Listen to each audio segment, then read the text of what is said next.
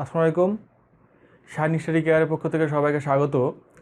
আজকে আমরা একটি গুরুত্বপূর্ণ বিষয় নিয়ে আলোচনা করব, সেটা হচ্ছে যে মাধ্যমিক ও উচ্চ মাধ্যমিক শিক্ষা বোর্ড কর্তৃক যে একটি আমাদের অ্যাসাইনমেন্টের যে কার্যক্রমগুলি, সেটা হচ্ছে কি যে আমরা জানি যে 2021 সালের পরীক্ষার্থীদের সেটা হচ্ছে মানে গ্রুপ ভিত্তিক যে 3টা সাবজেক্ট আছে, সেই গ্রুপ ভিত্তিক 3টা সাবজেক্টের উপর ভিত্তি করে শিক্ষা বোর্ড হচ্ছে সেখানে অ্যাসাইনমেন্ট প্রণয়ন করেছেন। সেই অনুযায়ী পরীক্ষা হবে, নৈর্ব্যক্তিক হবে আর কি 3টা বিষয়ের উপরে, আর বাকিগুলি করা হবে, মার্কিং করা হবে।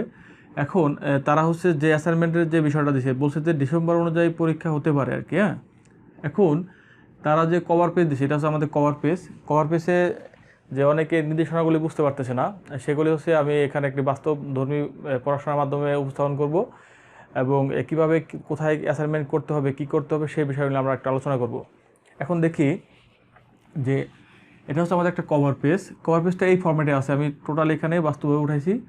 এটা কভার পেজ মানে আমাদের যে অ্যাসাইনমেন্ট করতে হবে, যে যেখান থেকে অ্যাসাইনমেন্ট করুক না কেন, তাদের যে তাদের কলেজ কর্তৃক, বা এটা আমি ইন্টারমিডিয়েট অনুযায়ী পড়াবো, কিন্তু আবার এসএসসিও কিন্তু এইভাবে করা। এসএসসি নির্দেশনা এটার সাথে কার্যক্রম হবে। সেটা হচ্ছে যে ইন্টারমিডিয়েটের কভার পেজে বলছে যে মাধ্যমিক ও উচ্চ শিক্ষা অধিদপ্তর বাংলাদেশ ঢাকা, এটা তারা শিরোনাম দিয়েছে। এবং কভার পেজটাকে আমি বলি, কভার পেজটা হচ্ছে 4টা অংশে ভাগ করছে। একটা হচ্ছে শিক্ষার্থীর অংশ, আরেকটা পার্ট হচ্ছে শিক্ষক, মানে শিক্ষক যে মানে খাতা দেখবেন তার একটা অংশ, আরেকটা হচ্ছে নিজস্ব কলেজের একটা অংশ, মানে কলেজের যে প্রতিষ্ঠানের যে অধ্যাপক আছে সেই অনুযায়ী হচ্ছে সেখানে লিখতে হবে। আর একটা হচ্ছে বোর্ডের অংশ, মানে কেসিতে কাটার মতো সিস্টেম করে করা, যে যার যার অংশ তার পূরণ করতে হবে। এখন শিক্ষার্থী যেভাবে পূরণ করবে সেটা হচ্ছে আমরা আলোচনার বিষয়। সেখান থেকে আমরা বলছে যে মাধ্যমিক ও উচ্চ শিক্ষা অধিদপ্তর বাংলাদেশ ঢাকা 2021 সালের এইচএসসি পরীক্ষার্থীদের অ্যাসাইনমেন্ট, এবং অ্যাসাইনমেন্ট বানানটা এইভাবে লিখতে হবে। অনেকে অ্যাসাইনমেন্টটা এ দিয়ে লেখে না, এটা এ দিয়ে লিখতে হবে, এ ধরে লিখতে হবে। এটা হচ্ছে মৌলিক স্বরধ্বনির একটা ব্যবহার, এগুলি ব্যাকরণিক বিষয়। সেখানে এ দিয়ে লিখতে হবে। শিক্ষা বোর্ডের নাম মাধ্যমিক ও উচ্চ শিক্ষা বোর্ড। এখন মাধ্যমিক উচ্চ শিক্ষা বোর্ডের পরে ডট ডট ডট দিছে। এখন এই ডট ডটটা আমরা পূরণ করব কীভাবে? এখানে হচ্ছে যে যেই বোর্ডে পরীক্ষা দিবে, কেউ ঢাকা বোর্ডে দিবে, কেউ যশোর বোর্ডে দিবে, কেউ সিলেট বোর্ডে দিবে। তখন আমরা যদি ঢাকা বোর্ডে হই, তাহলে এখানে ছোটো করে লিখতে হবে ঢাকা বোর্ড। শিক্ষার্থীরা এখানে লিখবে ঢাকা বোর্ড, লিখবে। বোর্ড শব্দটা আবার উল্লেখ করতে হবে। কী করতে হবে? বোর্ড শব্দটা উল্লেখ করতে হবে। বোর্ডটা লিখে দিলে ভালো হয়, যে ঢাকা বোর্ড। এবং বলছে শিক্ষার্থীর রেজিস্ট্রেশন নম্বর ইংরেজিতে। এখন শিক্ষার্থীর রেজিস্ট্রেশন নম্বরটা ইংরেজি, অনেক বলতেছে রেজিস্ট্রেশন নম্বরটা তো আমাদের নাই, বা কীভাবে লিখবো। এটার উদ্দেশ্য হচ্ছে যে রেজিস্ট্রেশন নম্বরটা হচ্ছে তারা নির্দেশনা দিয়ে দিছে যে 8ম ও 9ম শ্রেণী অনুযায়ী কোনো শিক্ষার্থী যে জেএসসি পাস করে আসছে, এই জেএসসি পাস করার তার যে রেজিস্ট্রেশন নম্বর ছিল, অথবা যে আমাদের মেট্রিক বলা হয় আর কি, 9ম শ্রেণীর যে রেজিস্ট্রেশন নম্বর ছিল সেই অনুযায়ী হচ্ছে এখানে ফিল আপ করতে হবে। এবং এই ঘরটা হচ্ছে 9টা অংশে ভাগ করা হয়। কয়টা অংশ? 9টা অংশ। আমরা দেখতেছি 1 2 3 4 5 6 7 8 9। এখন এই 9টা অংশ পূরণ করতে হলে হাতের ডাইন সাইড থেকে পূরণ করতে হবে। এটা আমার হাতের ডাইন সাইড। কোনো একটা শিক্ষার্থী ডাইন সাইড পূরণ করতে করতে করতে করতে বাম দিকে আসবে, এবং বাম দিকে যদি তার 8 ডিজিট হয়ে যায়, তখন বাকি ডিজিটটা হচ্ছে সে 0 বা 0 দিয়ে পূরণ করবে।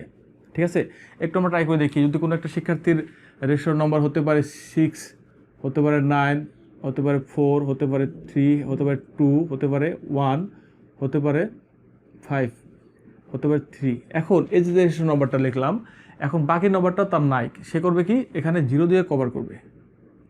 0 দিলে তার লেখা শেষ। তার মানে কি তার একটা অংশ হয়ে গেল, মানে শিক্ষার্থীর রেজিস্ট্রেশন নম্বরটাও আমরা এখানে কভার করে ফেললাম। এটা তার কমপ্লিট, এটা হয়ে গেছে। এখন বাকি যেটা আছে সেটা হচ্ছে কি বলছে, পরীক্ষার্থীর নাম ইংরেজি ক্যাপিটাল লেটারে। তারা বলে দিচ্ছে এইচএসসি দাখিল অনুযায়ী।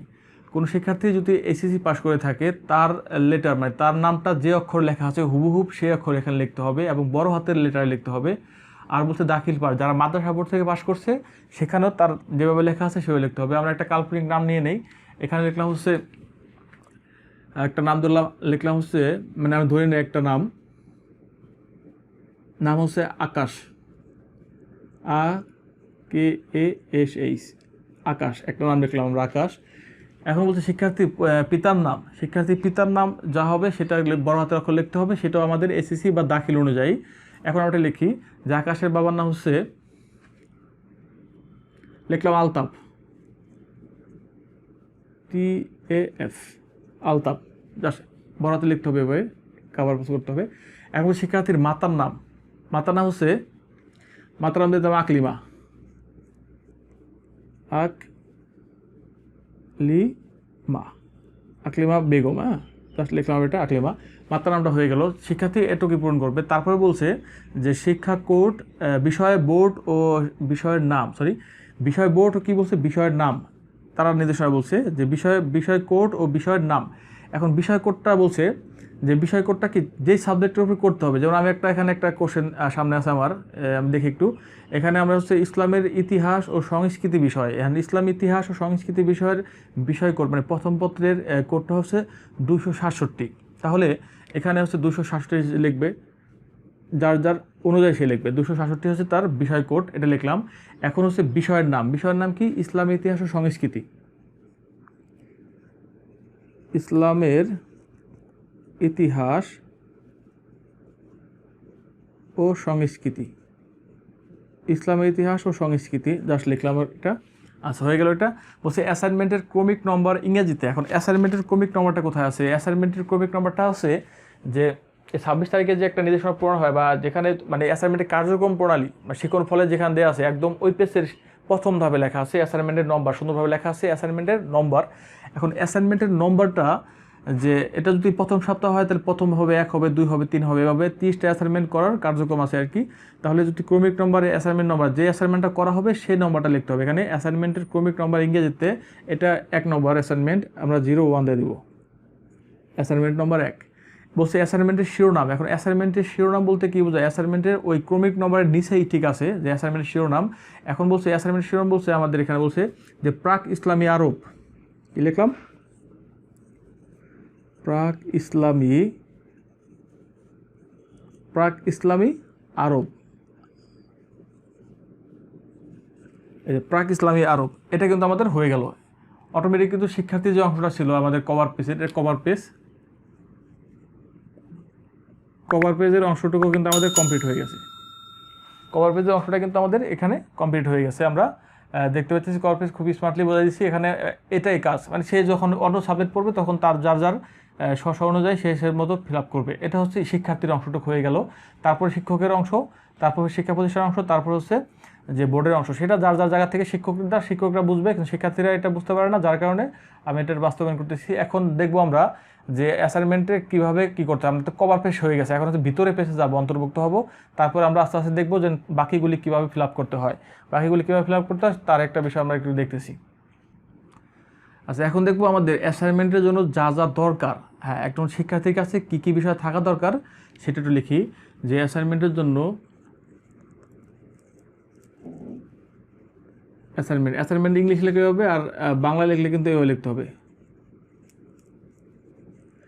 অ্যাসাইনমেন্ট এই দুইটা বানানই কারেক্ট। আবার শিক্ষা বোর্ডে দুইভাবে লিখছে, এটা এভাবে লিখছে, আবার অ্যাসাইনমেন্ট বানানটা এভাবে লিখছে,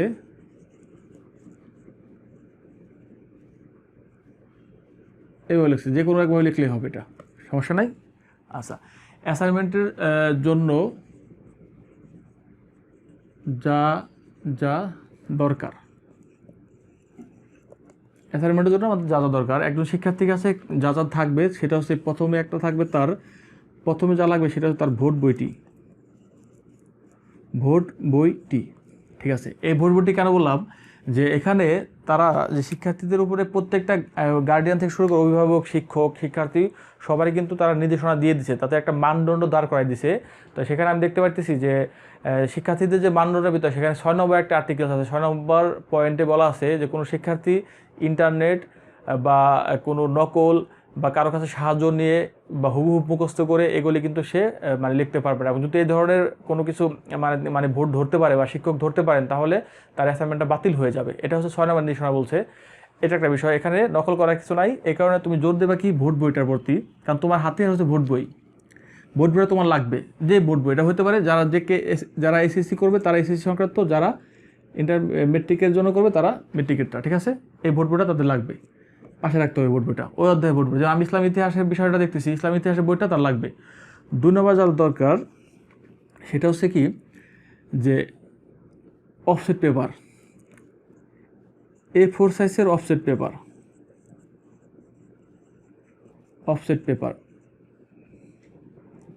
পেপারটা লাগবে। A4 সাইজের অফসেট পেপার। অফসেট পেপার তো দরকার। এখন অফসেট পেপারটা কি একটা অ্যাসাইনমেন্ট করতে গেলে সর্বোচ্চ 8 পেজ বা 7 পেজ লাগতে পারে, ঠিক আছে। এই কারণে সে কোনো একটা শিক্ষার্থী এটা অনেকগুলি কিনে রাখবে, যাতে করে ভবিষ্যতে যদি বেশি হয়, তারপর যদি সে ইউনিভার্সিটিতে চান্স পেয়ে যায়, ইউনিভার্সিটিতেও কিন্তু অ্যাসাইনমেন্ট আছে, সেখানে সে কাজে লাগাতে পারবে। এটা অফসেট পেপার লাগবে A4 সাইজের। 2 নম্বর হচ্ছে একটি কালো বল পেন কলম। কালো বল পেন কলম, হ্যাঁ, কালো বল পেন কলম লাগবে একটা, এগুলি লাগবে, কালো বল পেন কলম। এখন কালো বল পেন কলম দিয়ে সে হচ্ছে লিখবে, মানে ভিতরে লিখবে। আর 4 নম্বর হচ্ছে কেউ যদি বলে স্যার নীল কলম ব্যবহার করা যাবে কি না, এখানে নীল কলম না ব্যবহার করলে সমস্যা নাই। নীল কলম একটু মানে নীল কলম শিরোনামের জন্য, যেখানে শিরোনাম ব্যবহার করা যায় এটা নীল কলম ব্যবহার করা যায়। চাকরির বিশেষ পরীক্ষা থেকে শুরু করে আমরা যখন ইন্টারমিডিয়েট বা এসএসসি পরীক্ষা দিচ্ছি, সেখানে আমরা নীল কলম ব্যবহার করছি, সেখানে গ্রান্টেড ছিল নীল কলমটা ব্যবহার করা উচিত। সবুজ বা লাল কলম ব্যবহার করা যাবে না, ওটা পুরাই নিয়ম। নীল কলম শিরোনাম ব্যবহার করতে হবে। তবে নীল কলমটা হচ্ছে কি কভার পেজ ব্যতীত, কভার পেজে লিখলাম না, কভার পেজে ব্যবহার করা যায় না, কভার পেজ ব্যতীত, এটা মনে রাখতে হবে। কভার পেজে এটা ব্যবহার করা যাবে না, নীল কলমটা কভার পেজে ব্যবহার করা যাবে না। কভার পেজটা লাল কলম কি বলে কালো কলম দিয়ে ব্যবহার করতে হবে, সেখানে নীল কলম ব্যবহার করা যাবে না। নীল কলমটা লাগবে। আচ্ছা, নীল কলম লাগবে। তারপরে লাগবে যে শিরোনামের জন্য নীল কলম ব্যবহার করতে হবে। আর 4 নম্বর হচ্ছে 5 নম্বর হচ্ছে 5 নম্বরে যেটা লাগবে সেটা হচ্ছে কি একটি টুবি পেন্সিল, পেন্সিল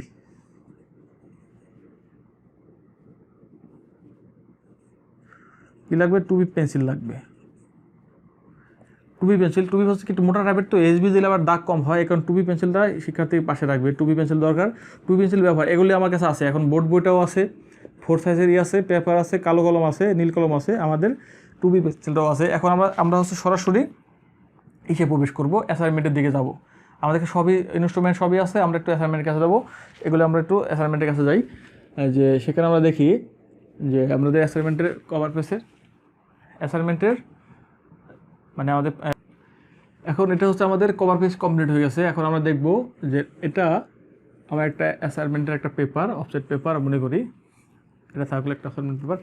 এই যে একটা পেপারটা, এই পেপারটা আমার হচ্ছে এটা আমার পেপার, জাস্ট মনে করি আমাদের অ্যাসাইনমেন্ট লেখার যে বিষয়টা, সেটা হচ্ছে কি পেপারটা।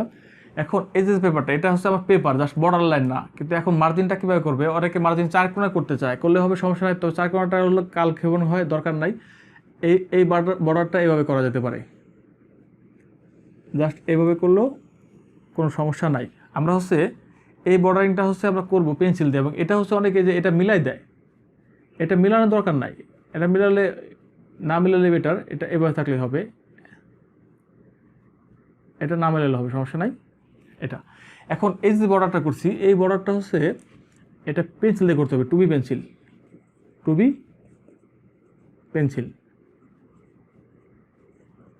দিয়ে করতে হবে। এটা টুবি পেন্সিল দিয়ে করতে হবে বর্ডারটা, কারণ টুবি পেন্সিলটা হচ্ছে একটু মোটা টাইপের হয়, একটু বর্ডারগুলি সুন্দর লাগবে দেখতে। আর এটা কলম দিয়ে কেন করবো না, কারণ কলমের ভিতরে এই বারবার লিখতে গেলে এখান দিয়ে বেশি পরিমাণ কালি বের হবে, যার কারণে হচ্ছে মানে লেখাটা নষ্ট হয়ে যাবে, ওই পিস থেকে উঠে যাবে, তখন ভালো লাগবে না দেখতে। এখন এই পেন্সিল দিয়ে করতে হবে, এবং এটা হচ্ছে একটা পেজে লিখতে হবে। অফসেট পেপার 2টা পেজ না, এই পিট ও পিট না, 1 পেজে লিখতে হয়, 2 পেজে লেখা যাবে না, 1টা পেজে লিখতে হবে এটা। আর আমরা হচ্ছে এখানে আমরা করতে পারি 1 নম্বর দিতে পারি, যেটা 1 নম্বর পেজের জন্য এটা 1 নম্বর দিয়ে। এখন শিরোনাম যে বিষয়টা, তারা হচ্ছে কোশ্চেনে বলছে যে এটা তুমি নীল কলম দিয়ে লিখতে পারবা, নীল কলম দিয়ে আমি লিখে দিই। এটা আমার কাছে নীল কলমের জন্য বিষয়টা, লাল কলম দিয়ে এখানে উল্লেখ করা যাবে না। নীল কলম দিয়ে কীভাবে লিখবা, যে ক নম্বর কোশ্চেন, তুমি প্রথমে লেখা শিরোনামটা কি লিখবা, এভাবে লিখবা শিরোনাম লিখে এভাবে, এটা কিন্তু দিতে হবে, আমি বুঝাই দিই, এটা কিন্তু কোলন, এটা বিসর্গ বলা, এটা বিসর্গ ব্যবহার, যতিবা বিরাম চিহ্নে, এটাকে বলা হয় কোলন, ঠিক আছে। এখন এই ক্ষেত্রে কোলন ব্যবহার করতে হবে, বিসর্গ দেওয়া যাবে না, ঠিক আছে। শিরোনামে লিখতে হবে যে প্রাক ইসলামী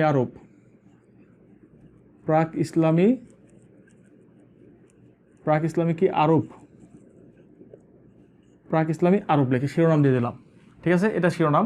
এখন প্রাক ইসলামী আরবটা শিরোনাম, যার জায়গা থেকে, এটা মানে ইসলামী ইতিহাসের জন্য করতেছি, যার জায়গা থেকে যে অ্যাসাইনমেন্টটা আসছে তো শিক্ষার্থীরা সেটাই করবে, ঠিক আছে। তার প্রাক ইসলামী আরবটা উল্লেখ করবে। এখন ক নম্বর বলতে অনেকে বলে যে স্যার আমরা এখানে কি করব, মানে কোশ্চেনটাকে উঠাই দেবো, কোশ্চেনটা না উঠালে সমস্যা নাই, কোনো প্রবলেম নাই। এখানে কোশ্চেনটাকে ভাগ করছে কয়েকটা ভাবে, সেটা হচ্ছে কি যেন অ্যাসাইনমেন্টটা যেমন আমি দেখতেছি যে 267 নম্বরে, সেটা হচ্ছে 4টা কোশ্চেন আসছে, এখানে 5টা কোশ্চেন আসছে, প্রত্যেকটা কোশ্চেনের মার্ক হচ্ছে 4 করে, 4 কত হয় 20 মার্ক হয়। একটু বলি যে এখানে আছে ক থেকে শুরু করে একদম উঁ পর্যন্ত, এটাকে বলে উঁ, অনেকে উমো বলে, এটা উঁ উচ্চারণ হবে। আচ্ছা এখানে হচ্ছে কটা 5টা আছে, তাহলে 5 গুণ হচ্ছে 4 সমান হচ্ছে 20 মার্কের পরীক্ষা, এখানে 20 নম্বর। আবার দ্বিতীয় পত্রে বলছে, দ্বিতীয় পত্রে আবার 4টা করে কোশ্চেন, 4 করে 16 ভিতরে, মানে এটা হচ্ছে দ্বিতীয় পত্র ইসলাম ইতিহাসের 268 নম্বর, যেটা 268 কোর্টের, সেটা হচ্ছে আবার 16 মার্কের। তার মানে আমি বুঝতে পারতেছি এখানে 4 মার্ক করে আসতেছে। 4 মার্ক করে কীভাবে নম্বরটা পাওয়া যায় সেটা আমি বলবো, একটু পরে বলবো, এটা খুব গুরুত্বপূর্ণ কথা।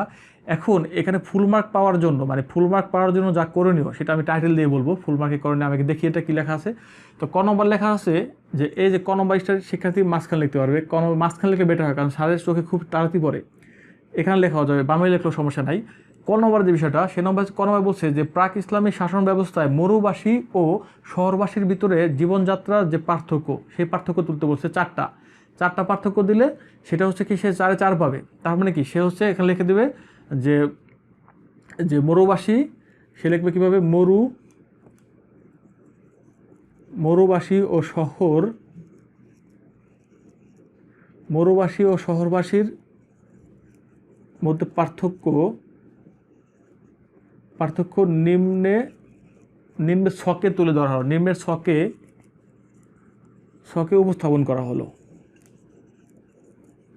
উপস্থাপন করা হলো, এভাবে লিখে সে হচ্ছে দিবে। এখন সে হচ্ছে ছকটা আবার পেন্সিল তৈরি করতে পারবে, এভাবে লেখা যায়, কত সুন্দরভাবে লেখা যায় যে সে হচ্ছে এভাবে তার জায়গা থেকে তৈরি করে, এটার মরুবাসী শহরবাসী জাস্ট পার্থক্য, সেভাবে 4টা পার্থক্য দিয়ে দেবে 1-2 করে, এভাবে 4টা পার্থক্য দিয়ে গেলে সে হচ্ছে এই জায়গার জন্য সে 4-এ 4 পেয়ে যাবে, 4-এর ভিতরে 4 পেয়ে যাবে। ঠিক আছে, এই হচ্ছে বিষয়টা, প্রথম পেজ হয়ে গেল। এখন ধারাবাহিকভাবে সে খ নম্বরে কী চাইছে, খ নম্বরে যে আমরা বুঝতে পারতেছি যে খ নম্বর চাইছে ইসলামিক যুগের রাজনৈতিক অবস্থা, তারপরে বলছে সাংস্কৃতিক অবস্থা গ নম্বরে, তারপরে ঘ নম্বরে বলছে যে ধর্মীয় যে বিষয়টা, ধর্মীয় বিষয়গুলি এগুলি বই আছে, বই থেকে সে নিজের মতো করে বানিয়ে বা নিজের মেধাকে কাজে লাগিয়ে সে সুন্দরভাবে উপস্থাপন করবে, এবং এভাবে লিখবে, লাস্টে সে একটা মন্তব্য দিয়ে দিবে যে উপস্থাপনগুলি এভাবে বাস্তবায়ন করা হলো। এভাবে তার অ্যাসাইনমেন্টটা খুব সুন্দরভাবে হয়ে গেল।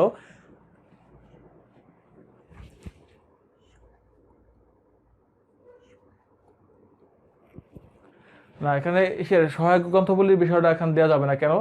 সহায়ক গ্রন্থগুলির কথা তারা বলে দিয়েছে, ইন্টারনেট এগুলি থেকে উপস্থাপন করা যাবে না, ওটা উল্লেখ দরকার নাই। আমরা যখন অ্যাসাইনমেন্ট করতাম ভার্সিটি পর্যায়ে, তখন আমরা সহায়ক গ্রন্থগুলি দিতাম। সহায়ক গ্রন্থগুলি দেওয়া দরকার নাই, কারণ এখানে অনেকে বলে দিছে সহায়ক গ্রন্থগুলি কি, তুমি কোন কোন বই থেকে অ্যাসাইনমেন্টগুলো উপস্থাপন করছো সেগুলি একটা তালিকাবদ্ধ করা, কিন্তু তালিকাবদ্ধ করতে গেলে অনেক কিছু থেকে যায়। তখন তারা বলতে পারে যে এখানে নির্দেশনা বলে 6 নম্বরে যে ইন্টারনেট বা বিভিন্ন বই পুস্তক থেকে এটা ঘেটে লেখা যাবে না, এই ধরনের একটা লেখা আছে, তাহলে সহায়ক গ্রন্থাবলী দেওয়া দরকার নাই। আমাদের সময় সহায়ক গ্রন্থাবলী দিতাম, এটা দরকার নাই। এখন এই মরুবাসী এটা হয়ে গেল, একটা পেজ কিন্তু হয়ে গেছে অলরেডি। এখানে এই পেজে তোমার জায়গা না হয়, তুমি দরকার পড়লে আবার 2 নম্বর পেজ যাবা, 3 নম্বর পেজ যাবে, এবার যাবা, গিয়ে তোমার মতো টাইটেল দিয়ে লেখা শুরু করবা, ক নম্বর, খ নম্বর, গ নম্বর, এভাবে তুমি উপস্থাপন করবা। আমি আশা করি এটা তোমরা বুঝে গেছো। ঠিক আছে, এখন আমি যেটা দেখবো সেটা হচ্ছে কি অধিক নম্বর পাওয়ার ক্ষেত্রে যে বিষয়টা, সেই কার্যক্রমটা দেখব। আমাদের দেখতে হবে যে কীভাবে আমরা অধিক নম্বর পাবো অ্যাসাইনমেন্টে। সেটা হচ্ছে আমাদের ফোকাসিং একটা জায়গা আছে, মানে আমাদের অধিক নম্বর পাওয়ার জন্য কিছু নির্দেশনা দিছে, সেই অনুযায়ী আমাদের কাজ করতে হবে। যেমন আমার এই ইসলাম ইতিহাসের যে সাবজেক্টটা, ইসলাম ইতিহাসের যে 20 মার্কের যে তারা নির্দেশনা দিছে, 20 মার্কের পাওয়ার জন্য তারা একটা কোশ্চেনটাকে 4টা ভাগ করছে। যেমন এটা একটা অংশ, এটা 4 মার্ক, 3 মার্ক, এটা 2 মার্ক, আর এটা হচ্ছে আমাদের 1 মার্ক, এইভাবে ভাগ করছি। এখন এই যে মার্কটা ভাগ করলো, এই মার্কটা পাওয়ার জন্য তারা হচ্ছে কয়টা ভাগে ভাগ করছে, 4টা ভাগে ভাগ করছে। এটা আমি ব্যাখ্যা দিয়ে দিই যে ভাগটা হচ্ছে কি এভাবে ভাগ করছে, যেটা এখানে 1 পেতে হলে কোনো একটা শিক্ষার্থী যদি তার অ্যাসাইনমেন্টের প্রণয়নটা, মানে সেই অ্যাসাইনমেন্টটা লিখছে এবং তার লেখাটা যদি এতটুকু জায়গায় আসে, মানে কী বিষয় উপস্থাপন করছে, কোনো একটা শিক্ষার্থী যদি তার কোশ্চেনের লেখাটার উত্তরটা যদি এমন হয় যে উত্তরটা যথাযথ হয়েছে, কি উদাহরণসহ লিখে যথাযথ লিখছে, কি লিখছে যথাযথ, যদি যথাযথ লেখা হয় তাহলে তার মার্কটা হচ্ছে 4-এর মধ্যে কাউন্ট করা হবে। এবং যদি বলছে যে যথাযথ, একটা হচ্ছে অধিকাংশ, কিছু লেখা আছে অধিকাংশ, অধিকাংশ লেখাটা আসছে, তো অধিকাংশ আসলে সে হচ্ছে 3 পাবে। এটা বোঝাই দেবো, উদাহরণ বোঝাই দেবো, সমস্যা নাই। 2 নম্বর বলছে যদি তার লেখাটা আংশিক হয়, কি হয়? আংশিক। এই আংশিক যদি হয় তাহলে সে হচ্ছে 2 পাবে, এবং সেটা যদি লেখাটার মধ্যে যদি সীমাবদ্ধতা থাকে, সীমাবদ্ধতা, যদি লেখার মধ্যে সীমাবদ্ধতা থাকে তাহলে সীমাবদ্ধতা থাকলে সে হচ্ছে কত? সীমাবদ্ধতা থাকলে সে হচ্ছে 1 পাবে। এখন স্যার বলতে পারে স্যার সীমাবদ্ধতাকে আপনি একটু ব্যাখ্যা দিয়ে বোঝান। ব্যাখ্যাটা হচ্ছে কি, যে এই পয়েন্টের জন্য সেটা করতে হবে কি, যে এই 4টা পার্থক্য, কিছুক্ষণ আগে বললাম না যে মরুবাসী আর শহরবাসীর মধ্যে পার্থক্য বিষয়টা, যদি কোনো স্টুডেন্ট 4টি পার্থক্য দেয়, যদি 4টি পার্থক্য দেয় তার লেখাটা হচ্ছে যথার মধ্যে কাউন্ট হবে। যদি কোনো একটা স্টুডেন্ট সে হচ্ছে দেখা যাচ্ছে 3টি পার্থক্য দিয়ে দিছে, তাহলে তার লেখাটা হচ্ছে আংশিকের মধ্যে কাউন্ট হবে। যদি কোনো একটা স্টুডেন্ট 2টি পার্থক্য দেয়, মরুবাসী শহরবাসীর ভিতরে 2টি পার্থক্য, এটা পার্থক্য,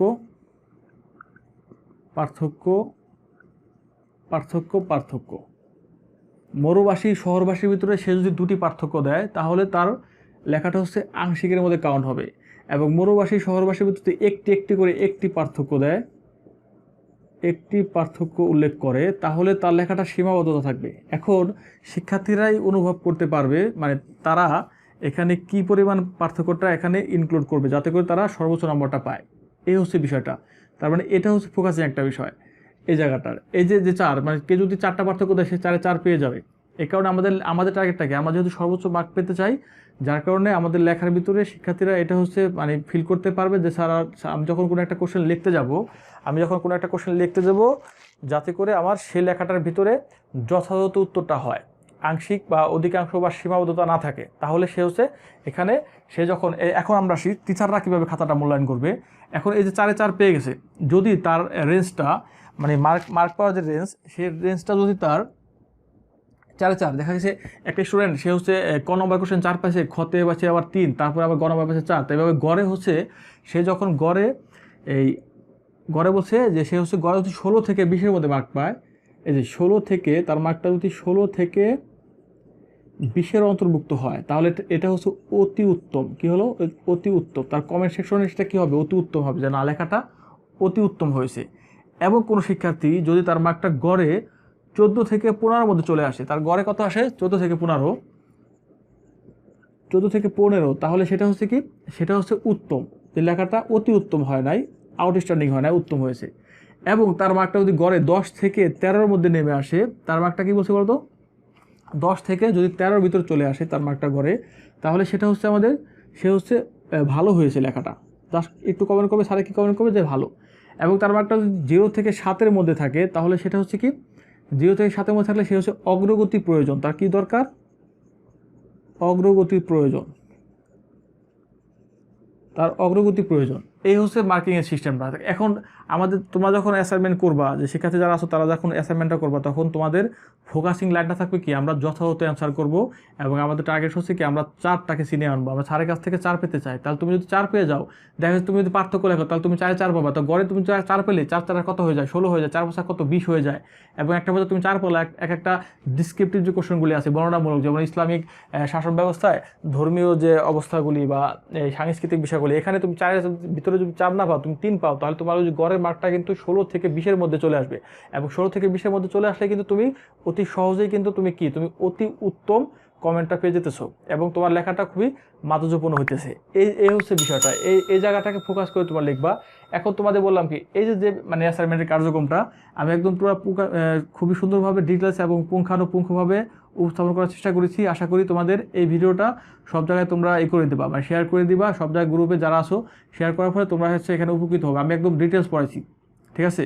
এখানে অনেকেই স্লাইড দেখার মাধ্যমে পড়ে বা দেখি আমি, ওগুলি প্রাণবন্ত বিষয় না। কারণ টিচারের বডি ল্যাঙ্গুয়েজ বলে একটা কথা আছে, একজন শিক্ষক তার বডি ল্যাঙ্গুয়েজের মাধ্যমে কীভাবে উপস্থাপন করতেছে সেটা দেখার বিষয়। শিক্ষককে দেখতে পাইতেছি না, শুধুমাত্র কথা শুনতেছি, তাহলে সেই লেখাটা কিন্তু প্রাণবন্ত হয় না, ঠিক আছে? এইভাবে তোমরা ফোকাসিং করবা। আর আমার গ্রুপের সাথে থাকবা। সবাই হচ্ছে বেল আইকনটি ক্লিক করে রাখবে এবং চ্যানেলটি সাবস্ক্রাইব করবা, যাতে করে ভবিষ্যতে যে কোনো একটা ভিডিও আসলে তোমরা খুব দ্রুত দেখতে পারো, ঠিক আছে? সবাইকে অসংখ্য ধন্যবাদ শাইন স্টাডি কেয়ারের পক্ষ থেকে। আসসালামু আলাইকুম।